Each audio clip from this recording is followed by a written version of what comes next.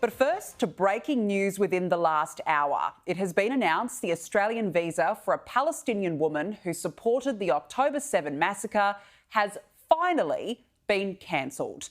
Tony Burke made the announcement after this woman's history was exposed by the Herald Sun. Now, you have to ask, how was this woman even considered for a visa in the first place, and why weren't better background checks in order? And it adds to the question of what sort of a country do we want to live in? Now, this is something I have asked myself many times since October 7, 2023, because week in, week out, these anti-Israel protests bring shame to Australia. Our values are being eroded by those who hate us, and clearly our national security is at risk because of it. Is it too late to save it? I don't know. But what I do know is Labor has put us in this position. Who is it bringing into the country? Now, this woman from Palestine, Mona Zahed, praised the October 7 massacre and even thanked Allah for keeping her alive long enough to witness Hamas's deadly attack on Israel, yet she was somehow granted a visa to come here. Now, despite posting this picture on social media the day after the attack saying, "We woke up and got God's kingdom," she posted a photo of terrified festival goers with the words, "Praise be to Allah, who has kept us alive to see this day." So really, in answer to my earlier question, this is the type of person Labor is accepting to come here. And the opposition was today rightly asking questions. They are weak, they are hopeless. Tony Burke, quite frankly, if the visa is not cancelled today, should step aside. He should resign. If you support the slaughter of innocent men and women, you're not welcome in this country. On what planet do we think it's okay, Pete, to be importing self-declared Jew haters, self-declared terrorist sympathisers into a country? That is not the way to build social cohesion. And look, of course, Labor are repeat offenders. 3,000 Gazans were handed visas with little to no security checks. We knew it was a risk. We knew what would happen bringing people in from those countries, some of whose values may not represent our own. But this is a bigger issue for us than the war raging in the Middle East. This is about Australia and the type of country we have become. We've lost our way. We are a cesspit of social anarchy, and our values have been eroded. And this is what was on full display to the world on Sunday when 90,000 anti-Israel protesters shut down the Harbour Bridge. Flags of Hamas and the Taliban were waved. A photo of the Ayatollah of Iran was on display, and death to the IDF was chanted. High-profile activist Nasser Manshi essentially gave Australia the middle finger, writing on social media, "Whose bridge? Our bridge, from the river to the sea." I mean, these people are laughing in our faces. They are laughing at our core values. You don't have to be Jewish to see the threat that is unfolding in front of our very eyes.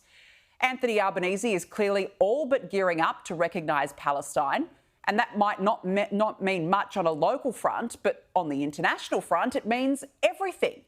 It basically says Palestine has a right to exist, Israel does not. And for us at home, it only emboldens those who seek to cause us harm. In fact, the PM's response to the Harbour Bridge protest tells you everything you need to know.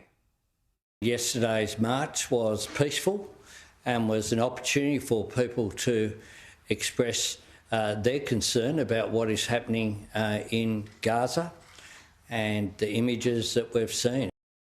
Peaceful? Really?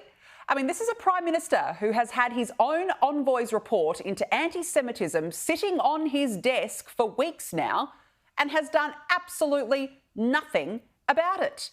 But of course, we're used to the lax approach. Where was the hardline stance when "Where are the Jews?" or whatever was shouted at the steps of the Sydney Opera House? Or when a hate preacher told us he was elated at the October 7 massacre? Or when synagogues were firebombed and other acts of anti-Semitism across the country? Or when nurses allegedly said on camera that they won't treat Jewish patients, they would kill them? Again, is this the sort of country we want to live in? Now, in my opinion, I believe a lot of what we are witnessing comes from the fact that the multiculturalism experiment has failed in Australia. We have brought people into this country, some who hate us, some who hate our country, some who hate our values, and some who have absolutely no interest in assimilating. And this in particular pertains to the impact of radical Islamism. Now, of course, most Muslims live peacefully in our society. I am not denying that. However, radical Islamism is incompatible with Western democracies. Until we do more to stop importing people here who do not share our values, I fear nothing will change because their culture is so far removed from our own.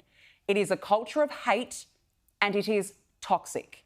It is in sacred Islamic texts like the Quran that prescribe violence and prescribe violence against Jews. The Sahih Bukhari states that there is a Jew hiding behind me, so kill him, for example. Now, of course, many Muslims would argue that that passage or others are not a command or an incitement, rather a prediction. But it presents a real cultural challenge for Australia. And based on what we have witnessed here since October 7, I don't think we have control over the culture we are trying to create here anymore. The new norm is flags of terror groups and chants of death to the IDF. And this is Australia where our security and safety is at risk and our sense of identity that our Anzacs fought so hard for is being eroded. And this is why it just absolutely beggars belief that a Palestinian woman who supported the October 7 massacre would be granted a visa to come here. A spokesperson for Home Affairs Minister Tony Burke has told Sky News late this afternoon that the department has advised the office that the visa was cancelled today. The reasons have been communicated directly to the applicant. Well, gee, common sense at last. At last. But why did it take the Herald Sun newspaper to expose this in the first place and for the coalition to put the minister under pressure before Tony Burke actually acted? Otherwise, nothing at all would have changed. And earlier, a spokesperson for Burke said the government is serious in its view about not importing hatred. Well, it's too late, Minister. You have already imported hatred, and we are all paying the price for it.